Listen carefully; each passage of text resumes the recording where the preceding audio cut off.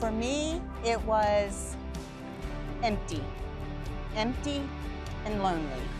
But you don't realize it until after you find Jesus, how lonely and how empty it really is.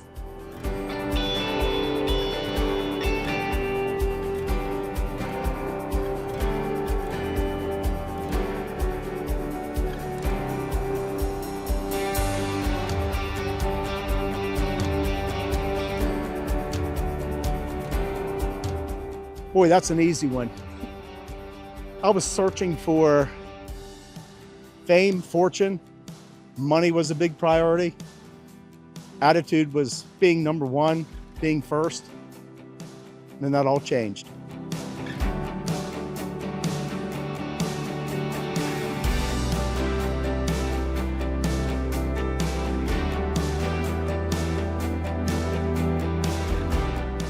I met Christ. I've always known Christ, but I didn't start following Christ until West End Baptist Chapel. We were at the old church, and I would listen to Pastor Shane. And I don't remember the sermon, but he preached the gospel, and that's how I met Christ. That's how I started a relationship with Christ.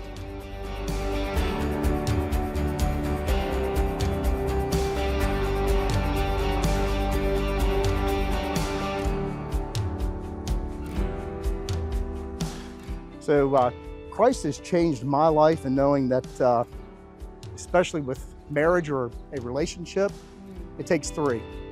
You have the husband, you have the wife, and you gotta have Jesus in it. Because without that, there's a void. And it's hard to explain until you can explain it.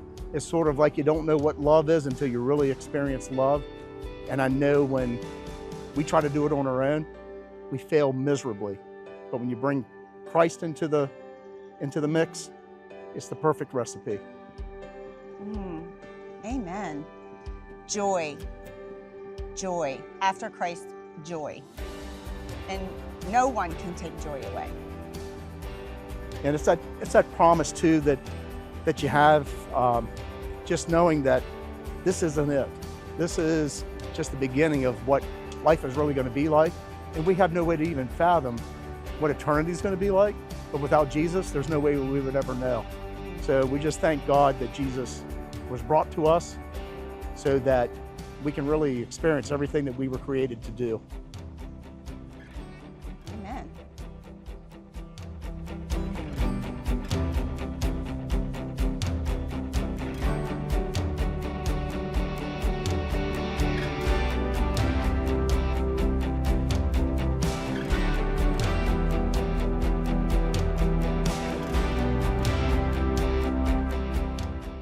The hardest part is knowing what the promise is, but getting it out to the people that you love, the people that you want to experience heaven with you.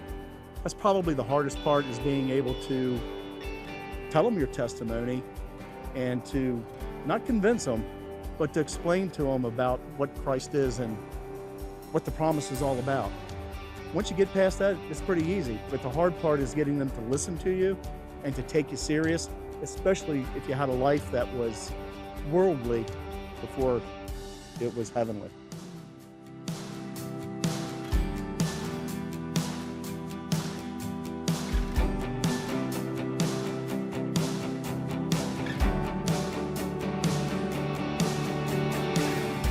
The best part, that's easy. The promise of heaven. Amen to that.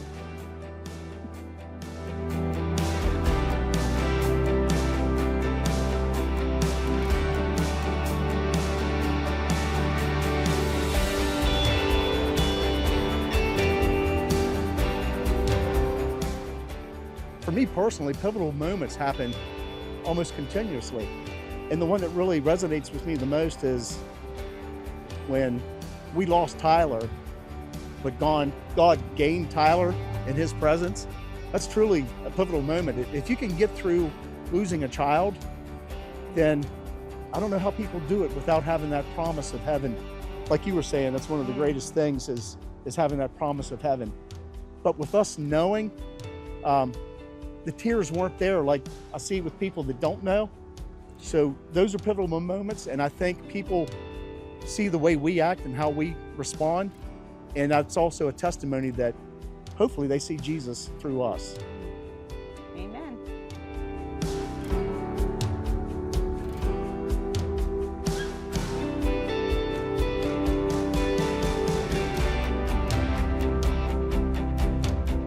My favorite Bible verse is Exodus 14:14. That's true. The Lord will fight for you, you just need to be still.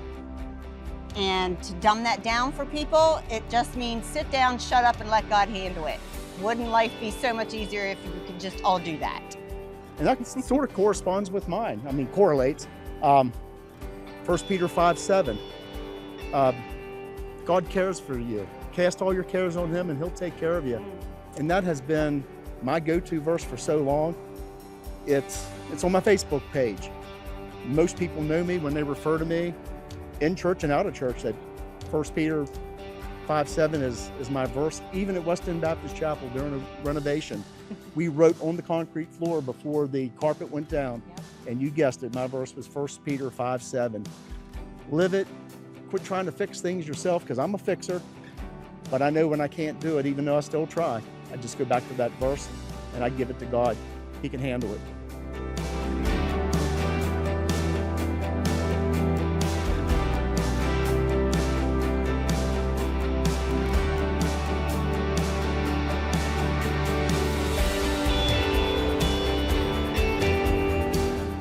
A verse that I think that can challenge anybody is the go-to of John 3:16. Tim Tebow helped make that verse famous, although the Bible makes it famous. But when you can have someone that's in the sports world reach people with a Bible verse, people open their Bibles just to see what that meant. So I think that's a challenge for people. Just see what John 3:16 means, read it, learn it, digest it, and go deeper than just that verse. And I think you'll soon come to realize that he gave his only begotten son because he cares for you. And we just thank God for that.